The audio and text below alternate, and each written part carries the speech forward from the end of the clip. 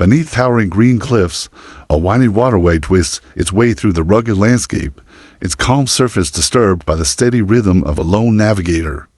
The man is striking out on a journey, paddling alone in a canoe originally meant to carry 3. He is no longer accompanied by the 8 companions with whom he set out. Those companions, once his comrades on an ambitious expedition, were abducted by pale, bearded men armed with radiant weapons and shield strange invaders from across the sea. These foreign men, wielding unfamiliar technologies and customs, seem to have appeared out of nowhere, their hostile intentions clear from the moment they made contact. After the ambush, the man managed to escape, traveling back to his village, his heart heavy with the loss of his companions. He recounts the grisly attack to his people, who are native to the land. Long ago, their ancestors had left the Eurasian continent, crossing vast and dangerous seas, braving the treacherous tundras where mammoths roamed, and settling deep within a world hitherto untouched by the hands of men.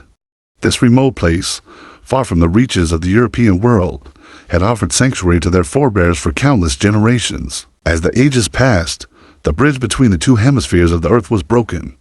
The lands of the Old World and the New World were severed from each other, with each hemisphere living in mutual ignorance of the other. Thousands of years passed with the rise and fall of great civilizations, the ebb and flow of cultures, languages, and empires, but the knowledge of one another was lost. This isolation was only interrupted when the Vikings, fierce seafarers from Scandinavia, made their way across the vast Atlantic Ocean. They began to chart unknown territories, eventually establishing colonies in Iceland and Greenland. But now, for the first time, they had arrived in North America, marking the end of a long-standing estrangement between 2 worlds. The Vikings, led by Leif Erikson, were the first to encounter the indigenous peoples of North America. Thorvald's brother, Leif Erikson, had previously made landfall on the continent, but his expedition had failed to make contact with the native inhabitants. Thorvald, however, was determined to explore further.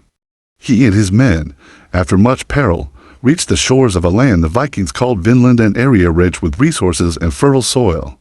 It was here that they came into contact with the indigenous people, their first hostile encounter with the native cultures. Thorvald and his crew were soon ambushed by a group of indigenous warriors in canoes. The Vikings, though skilled in combat, found themselves overwhelmed by the sheer number of attackers. Arrows rained down upon them, and the clash of shields and weapons filled the air. After a tense standoff, the siege eventually subsided, and the indigenous people withdrew, but the damage was done. Thorvald had been struck by a fatal arrow.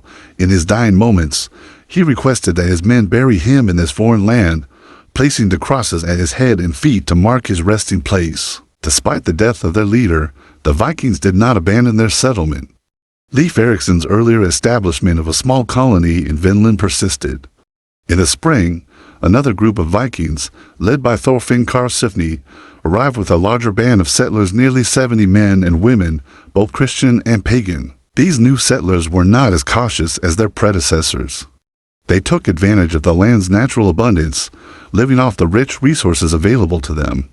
The Vikings were even fortunate enough to discover a beached whale, which provided food and sustenance during the long, harsh winter. During their time in Vinland, the Vikings came into contact with the indigenous people again. At first, the indigenous peoples were wary, frightened by the Viking presence and the strange animals they brought with them.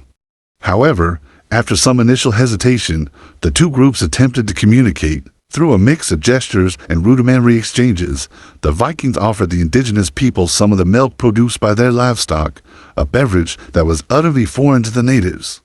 In return, the indigenous people offered pelts from the local fauna. It seemed, for a time, that a peaceful trade relationship might develop. However, tensions soon erupted. One day, a dispute occurred where one of the indigenous people tried to steal an iron weapon from the Vikings. A Viking, acting in defense of his comrades, killed the thief, and this act of violence set off a chain reaction. The indigenous people, already uneasy with the presence of the Vikings, responded with fury. The situation escalated quickly, and the Vikings were forced to confront the threat head-on. The Vikings remained in their settlement for the remainder of the winter, their time in Vinland marked by both moments of peaceful exchange and brutal conflict. When spring came, they loaded their ships with American grapes, pelts, and other goods, preparing to leave the land that had both provided and challenged them. The brief Viking presence in North America, however, was not to last. Though the land seemed bountiful and promising, the threat of the indigenous inhabitants made it impossible for the Vikings to settle there permanently. The indigenous peoples of the region, possibly the ancestors of the Beothic or Dorset cultures, had resisted the Viking intrusion, making it clear that they would not allow foreign invaders to take hold. The Vikings eventually abandoned their colony in Vinland, leaving behind only the remnants of their brief foray into the New World. Their encounters with the indigenous peoples of North America became a part of legend. Recorded in the saga of the Greenlanders, one of the two major Icelandic sagas that chronicle the Viking exploration of North America. This saga, which combines elements of history and folklore, tells of the Vikings' interactions with the indigenous people, their skirmishes, and their eventual departure from the land. The saga of Eric the Red offers a slightly different version of the events, combining the stories of Thorvald and Karlsefni into one narrative. It also introduces a mystical element, with supernatural creatures guiding the explorers and prophecies foretelling their fates.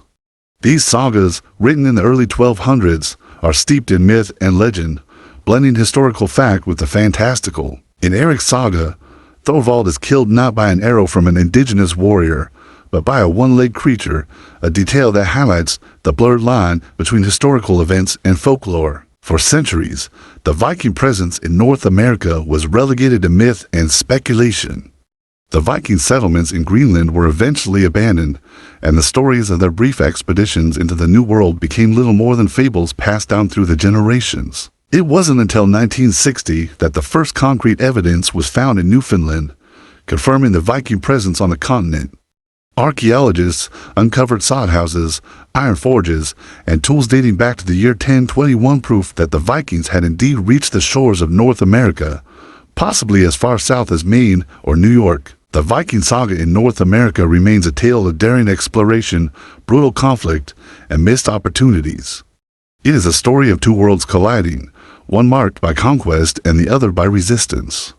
The Vikings, though they left their mark on history, were ultimately forced to retreat, their brief presence in the Americas fading into myth and legend. Yet, the traces they left behind, both physical and cultural, serve as a reminder of the deep and lasting impact of their brief but tumultuous encounters with the indigenous peoples of North America.